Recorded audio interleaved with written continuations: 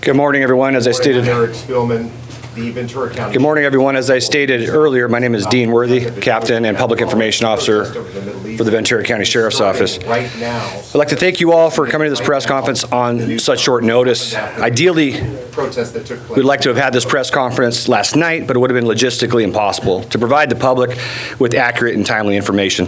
Today, we hope to be as transparent as possible, but understand this is an active and ongoing investigation, and we will not provide any information which could potentially compromise the integrity of that investigation. I want you all to know we sincerely value your role in delivering messages to our community. In today's case, I'm not only speaking of our community here in Ventura County, rather I'm referring to communities all across the world.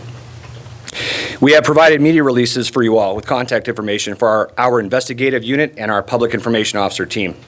To members of the public who were at the event, if you have videos or photos of the incident, we encourage you to provide those to our office. You can remain anonymous if you choose to. We have established user-friendly links to upload the footage. With that being said, I will now introduce you to the Sheriff of Ventura County, Jim Freihoff. Dr. Young, Chief Medical Examiner for Ventura County. The death investigation is also ongoing. The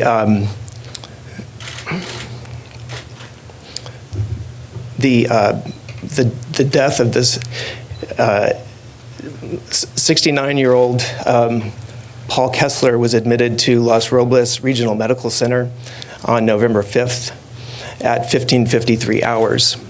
Diagnostic studies at the hospital included a CT scan, which demonstrated intracranial injuries, which included swelling of the brain and hemorrhage surrounding the brain. Mr. Kessler's condition continued to deteriorate, and death was pronounced on November 6th at 1:10 a.m. An autopsy was performed on the morning of November 6th. The autopsy demonstrated non-lethal injuries to the left side of Mr. Kessler's face. Additional injuries included injury to the back of the head. These injuries are consistent with and typical of injuries sustained from a fall. Internal injuries also were consistent with a fall, which included skull fractures, swelling of the brain, and bruising to the brain. The cause of death has been certified as blunt force head trauma. The manner of death is homicide. The manner of death is a medical legal determination. A manner of death of homicide does not indicate that a crime has been committed. This is a determination that is made by the district attorney's office. When a manner of death of homicide is made, it's simply stating that the death occurred at the hands of another person, or the actions of another person contributed to the death of the person. Our hearts and our thoughts are with every individual affected by this tragic event. Thank you. Good morning, everyone, and thank you for being here. This morning, as your Sheriff of Ventura County, is with a heavy heart that I stand before you here today to address this tragic incident that has occurred in our community. I want to express my deepest condolences to the family and friends of the victim who lost his life in this unfortunate event. Our thoughts and prayers are with them during this very difficult time. As law enforcement officers, our primary duty is to protect and serve the community. We take this responsibility very seriously, and we are committed to investigating this matter to the fullest and finding out what exactly occurred. We're working tirelessly to gather all the facts and evidence related to this incident, and we will do everything in our power, using every resource we have at our disposal, to make sense of this incident. And if criminal wrongdoing is discovered, to bring the person or persons responsible to justice. I would like to thank the members of the media for being here today. Your role in keeping the community informed is critical. We appreciate your cooperation and support during this difficult time. We will do our best to provide you with an accurate and timely information and updates as they become available. I will now tell you what we know, and keep in mind this investigation is ongoing and fluid, so I will refrain from providing conjecture.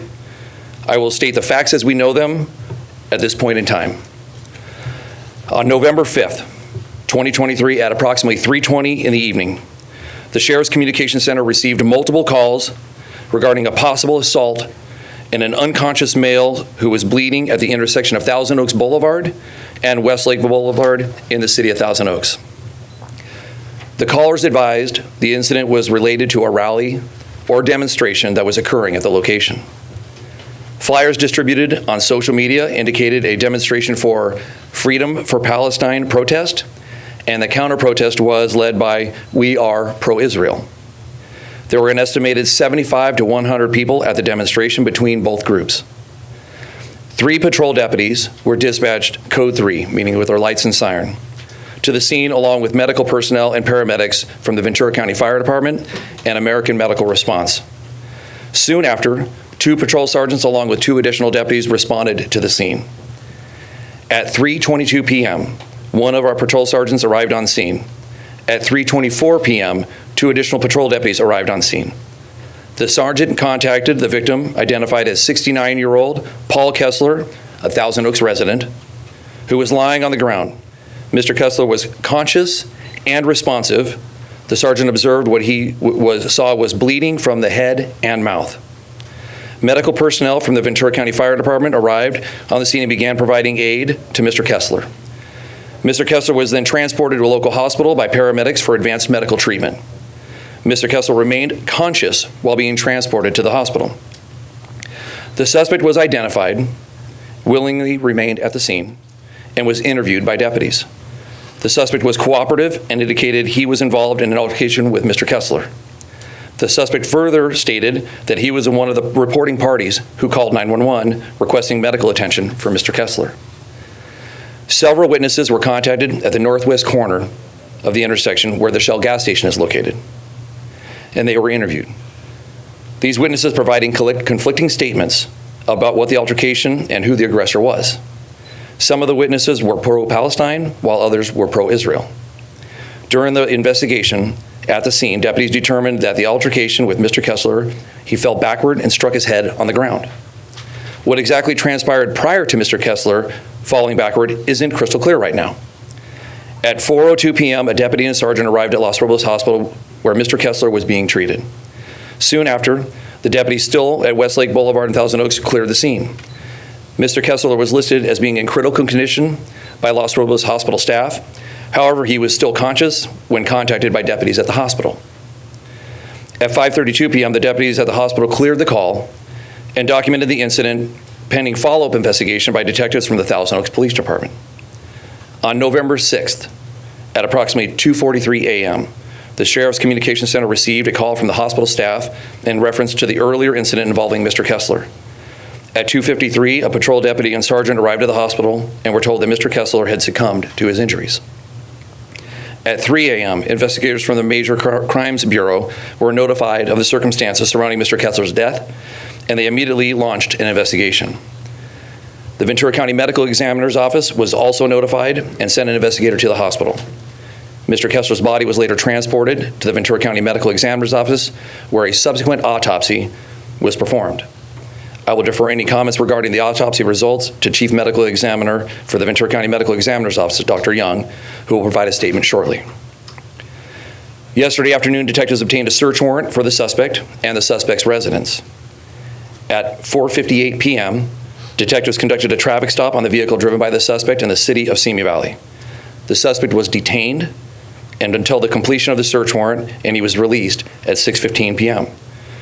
During the detention of the suspect, detectives executed a search warrant at the suspect's residence in the city of Moorpark. I cannot comment on the results of that search warrant as the investigation is ongoing. Investigators have not ruled out the possibility of a hate crime, and this is being investigated as a homicide. Investigators from the Sheriff's Major Crimes Bureau and the Thousand Oaks Investigations Bureau are committed to continuing to locate and interview witnesses to the event or individuals who were present or nearby that might have helpful information to provide. It is our understanding that Mr. Kessler, a U.S. citizen who practices the Jewish faith, was at the event supporting Israel. The suspect in this case is a 50-year-old who resides in Moorpark and was at the intersection advocating for Palestine. We understand that the war in Israel and Gaza has led to an increase in hateful and threatening rhetoric, and we want to assure the Muslim and Jewish communities that we stand with them both during this difficult time. The Ventura County Sheriff's Office remains committed to protecting the rights and safety of all members of our community, regardless of their race, religion, or ethnicity. To this end, we have increased patrols around mosques and our Muslim community centers and Jewish houses of worship. We also working closely with our religious leaders in our community to provide support and assistance as needed.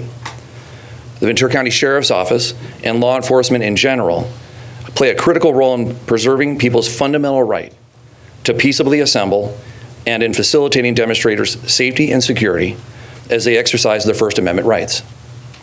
The Ventura County Sheriff's Office is requesting assistance from public regarding the ongoing investigation. Anyone who witnessed or has knowledge of the incident or who was present at the demonstration is encouraged to contact our agency.